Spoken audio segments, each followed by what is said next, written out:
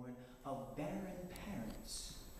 He was born after his mother and father was barren. But here's something I want you to understand. The angel came to his mother and father. He didn't go to them. The angel came. The angel came in the midst of their praying for barrenness.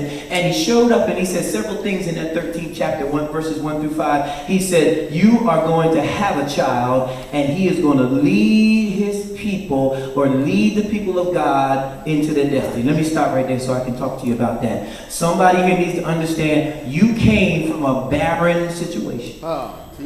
Before you found God, you had a barren life. That's right. I don't know if it was a barren life of drugs. I don't know if it was a barren life of fornication. But all of us came from a situation that we were worse before we got God in our lives. It was a barren situation. And here's what happened, though. I want you to don't miss this. God chose Samson and said, even though you came from a barren situation, you will lead my people out. Now, here's the bad thing. If God chose you to lead and you keep fighting God, you're going to lose.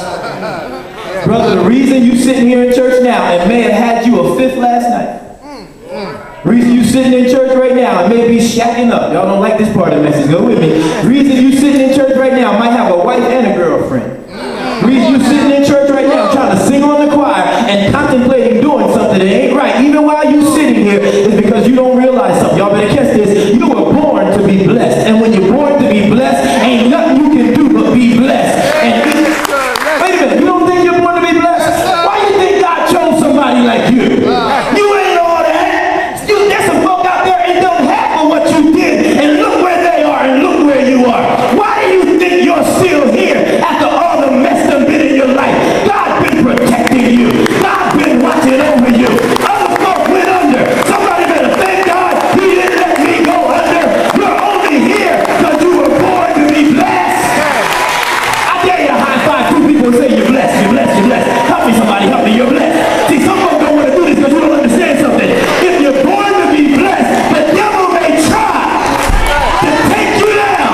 But how many know no weapon formed against me is going to prosper? When you're born to be blessed, you can get high, end up in the rehab.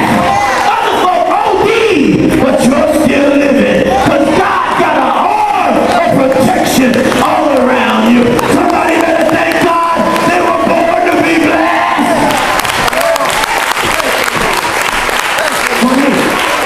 Why I'm still here? Why after all the lying I did? Why did you get caught and I didn't? Well, why God didn't cut me off? Why ain't God exposed my stuff? I know you don't like this. Stay with me. You know why? Because when he birthed you from that barren situation, he had a destiny for you. And you can keep running from it if you want to. Every now and then you get that light on the inside telling you, I know. Why you in church now? You don't even like church sometimes. But you're here because inside your heart of hearts, you know this is where you belong. So you were barren life. And you were appointed to be blessed. You were protected. And there are three things you have to do to learn how to walk in your spiritual greatness. Samson denied that 14th chapter. As soon as he found out who he was, he left and did something else. I always tell the story that I was raised in church, but when I turned 17, I got a license, a car, and a girlfriend. Bye-bye God. Yes, sir. I know I ain't by myself. I know all y'all look like y'all saints. I went on and tried to do everything I was big enough to do. Not knowing that once God get a hold of you, you can come willingly, you can come kicking and screaming. But how many know God had to do a P&E on some of y'all? He broke in, made you come to church. You don't even remember how you got here. Yes, sir. Yes, sir. Three things. Write this down, y'all. Take a stand. My brother, when you look around, help me here, Pastor, take a stand. Here's what you don't understand. You look at some people and say, well, they're just spiritual. Man, you don't know the days. All right. I got some saved folk here, you know what I'm talking about. You don't know the times I had to press. You don't know the times I wanted to give up. Can I get a real saved person that don't admit there were some times you weren't all that holy, but God kept you anyhow? Don't you look at me and there's some days I got to take a stand. I got mess in the back, mess in the front, mess on the side. I got the devil trying to tell me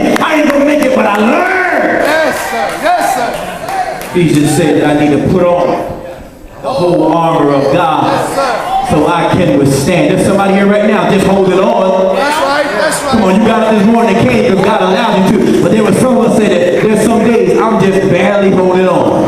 You think the pastor all that holy because he got theological degrees? The higher level, the bigger the devil.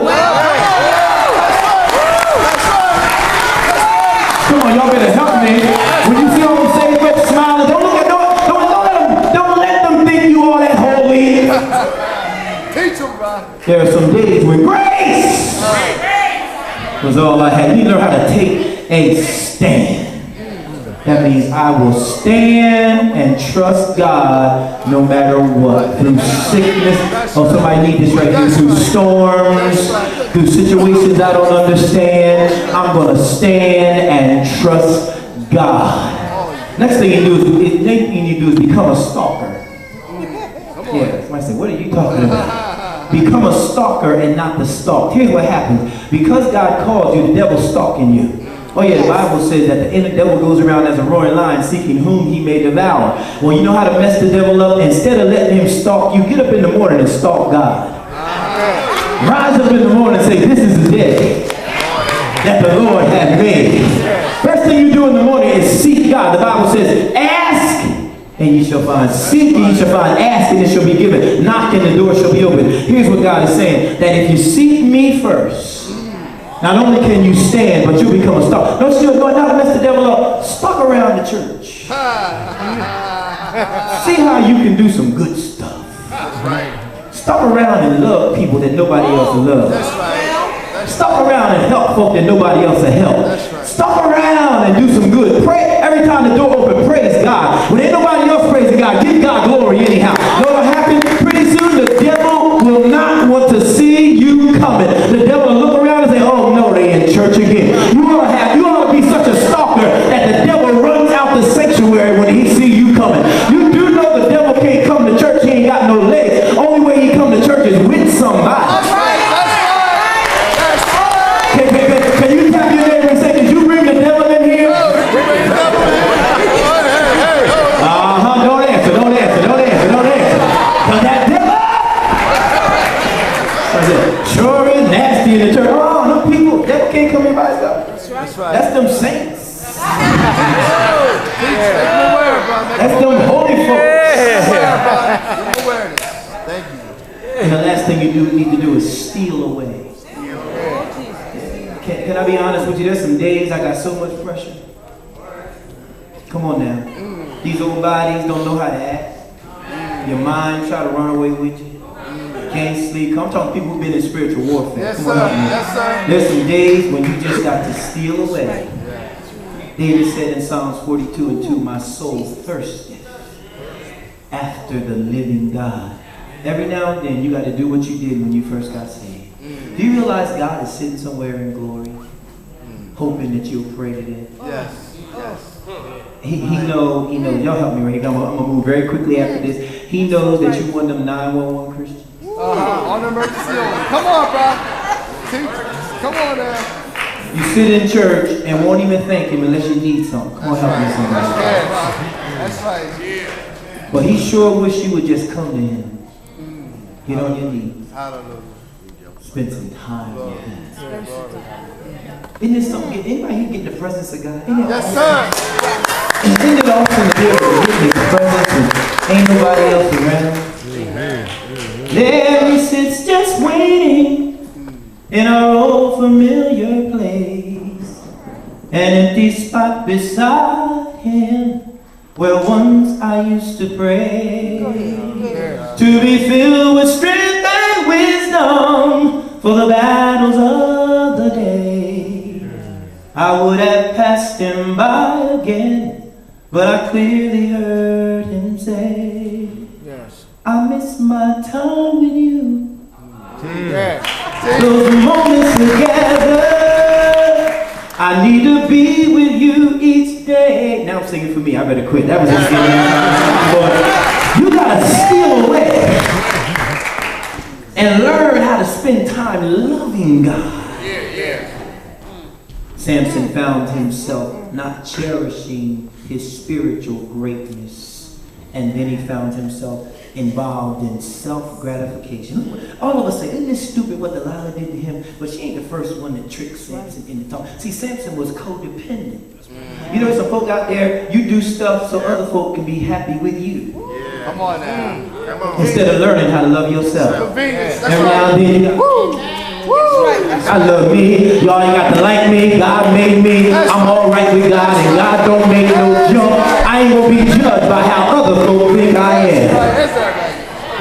There's a lot of folk out there, they just sell their soul. I mean, he had to have some, you know, I got to be with somebody. I love God, but I got to shack up. I love God, but I got to fornicate. I got to. See, here's what happens when you start getting involved in self-gratification. That's right. You don't stop when you get saved. That's right. Come on now. Come on now. Come on now. Uh-oh. Mighty quiet over there. You must be guilty. Come on now. Talk to me. Talk to me.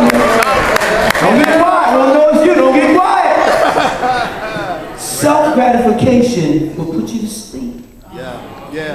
You'll come to church and maybe that first time you get high while you a deacon, it'll mess you up. You'll run to the altar and cry. The next time ain't too bad. Time after that. Wait a minute, how do you think Samson got his head in Delilah's lap?